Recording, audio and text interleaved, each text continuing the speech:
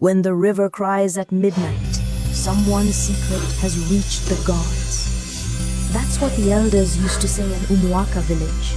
And that night, the river cried louder than ever. This is the story of Nkemdili, a woman the earth forgot to bless with children until the river decided otherwise. Before sorrow found her, Nkemdili was the pride of Umuaka. Her beauty wasn't loud, it was the kind that humbled even the wind. Her skin glowed like ripe palm fruit. Her smile could calm quarrels, and her eyes carried both fire and gentleness. Every man wanted her hand. Every woman wanted her grace. She was strong, hardworking, and bold, the kind who could lift a full mortar of yam and still walk with elegance. When she passed through the market, the sellers paused their haggling.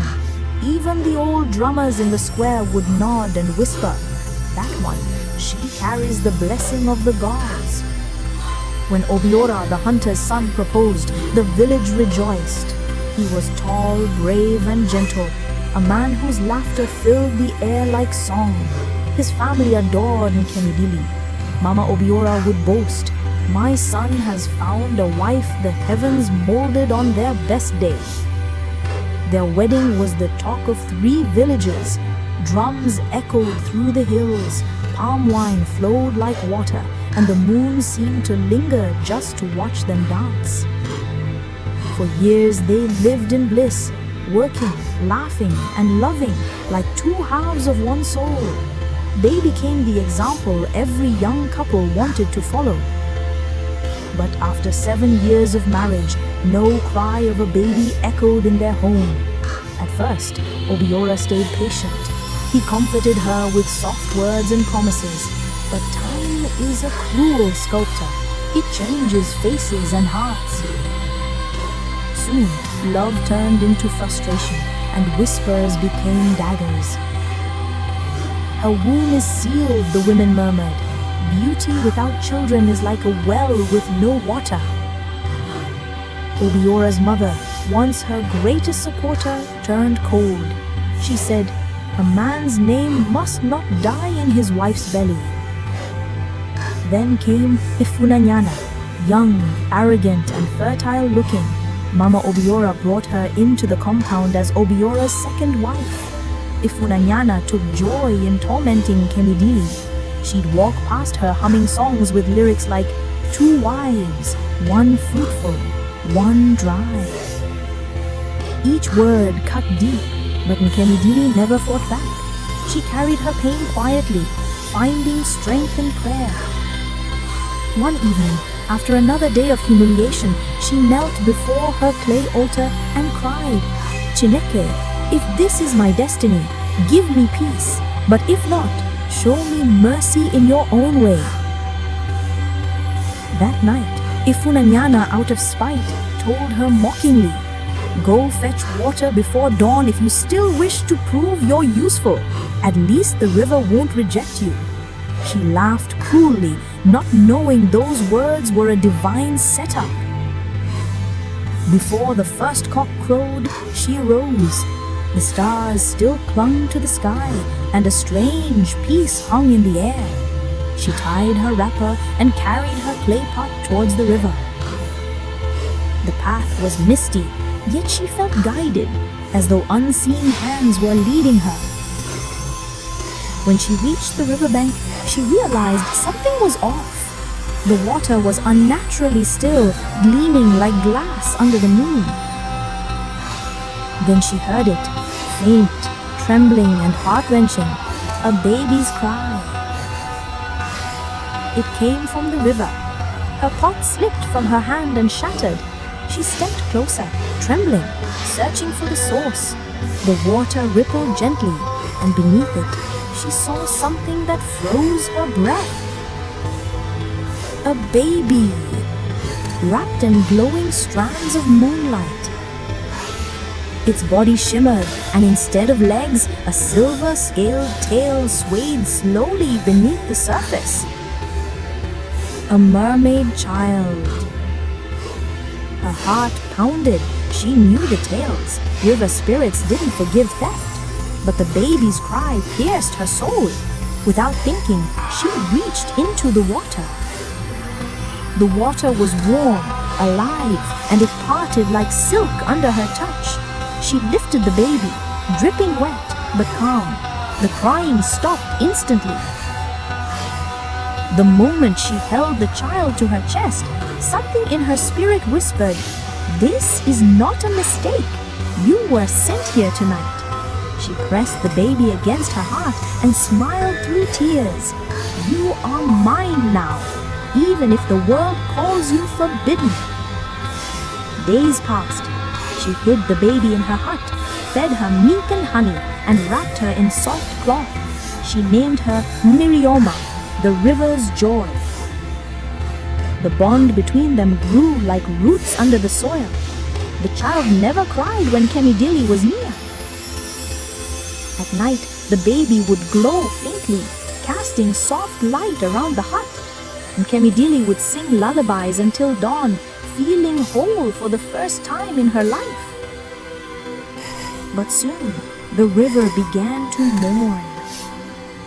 The first night, strange thunder rolled without rain.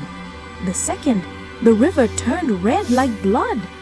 On the third night, every fish in the stream floated lifeless. The priestess screamed from her shrine.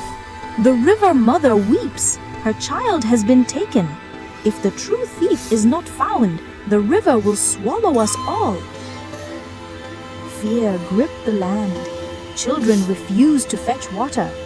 Goats gave birth to stillborns. Palm wine turned bitter overnight. The people of Umuwaka knew no rest. Men carried charms. Women wailed at dawn. Even the elders whispered that the Dodds might destroy the entire village if the mermaid child was not returned. At an emergency council, the chief struck his staff on the ground 3 times and declared, "Every house will be searched at sunrise. Whoever harbors what belongs to the river will die before the moon rises again." That night, Ifunanyana, burning with jealousy, saw her chance. She approached the gods secretly that night. "Start with our compound," she suggested with a fake smile. "The barren one might be desperate enough to do anything." At dawn, the search began. Warriors beat drums as they moved from hut to hut. The air was thick with fear. People knelt outside their homes begging the gods for mercy. When they reached Obiora's compound, Ifunanyana made sure to stand by the door, pretending to be worried but hiding her cruel excitement. "Please, search thoroughly," she said sweetly. "We must clear our names." Nkemdili froze inside her hut. The baby stirred. She wrapped Mirioma in cloth and hid her beneath a large basket of cassava. The guards entered, overturning pots and baskets. One of them moved towards the cassava pile. Ifunanyana smirked, whispering, "Check that one. She hides secrets like a lizard in the sun." Nkemdili's heart hammered. The baby made a soft gurgling sound, and just as the guard bent to lift the basket, a thunderclap exploded outside, shaking the ground. The guard screamed and ran out. The air filled with the scent of rain and fire, though no drop fell. Everyone outside saw the river surge suddenly, waves climbing higher than palm trees before settling again. The guards fell to their knees, trembling. The chief's voice trembled. "The river is watching us. The guilty will reveal themselves soon." Ifunanyana's laughter died in her throat. For the first time, fear entered her eyes. Inside, Nkemdili wept silently, realizing she could no longer hide what was never meant to be hidden. That night, the river overflowed its banks. It glowed faintly blue, and the mist formed the image of a woman weeping. In her dreams, Nkemdili saw the river queen whisper, "Return, my child, and you will not return empty. She woke in tears. She held Marioma close, torn between fear and love. To keep the child meant death if caught. To return her meant losing her only joy. But she remembered the thunder, the dead fishes, the trembling earth. She realized then, her going to the river that night was not Ifunanya's mockery. It was God's plan disguised as humiliation. By midnight, the baby began to glow again, smiling softly. The wind outside howled, carrying whispers.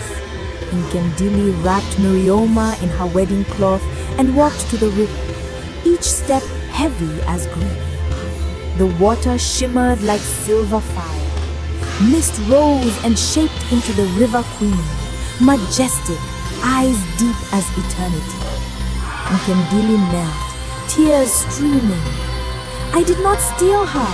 I only loved her. Please, don't take her from me. The river queen's voice was soft as rain. Love led you here. It was not theft. It was destiny. The river sent her to heal your sorrow. You obeyed the call. Now return her and receive your own blessing. The water swirled around them gently. Nkemdili placed Marioma back into the glowing current. The baby smiled and vanished into light. The river queen touched Nkemdili's forehead. Your womb has been washed clean. You will laugh again, and your children shall carry the song of the river. The river roared once, then calmed, its color cleared. The next morning the villagers found peace. The air smelled sweet again. That night, the villagers heard the storm and feared the worst.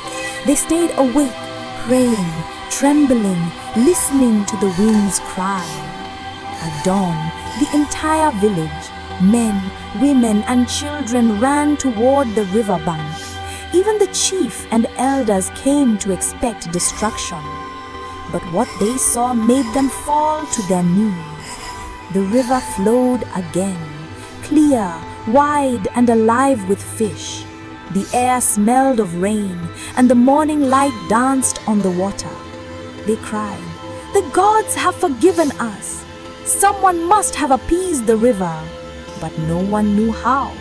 No one saw Nkemdili's tears. She had returned before sunrise, her wrapper still wet.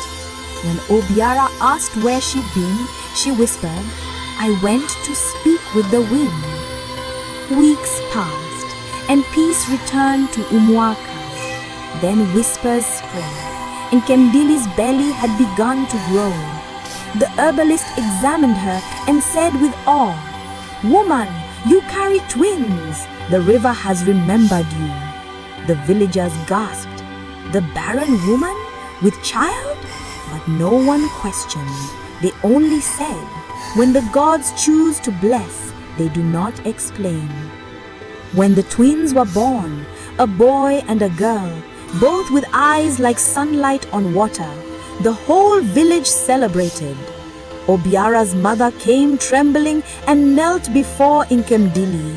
The younger wife, humbled and ashamed, fell at her feet, saying, "Forgive me, I mocked what I did not understand." Nkemdili looked at her softly and replied, "The river taught me. The water you spit on today may be the same that saves your life tomorrow." From that day, peace returned to their home. Obiara loved her again. The younger wife served her with humility, and the villagers came to respect her deeply. At night, Nkemdili would walk to the river with her twins. The water shimmered whenever she came near, soft ripples spreading like laughter. She would whisper, "Thank you for remembering me." And the river would glisten back as if smiling, keeping her secret forever.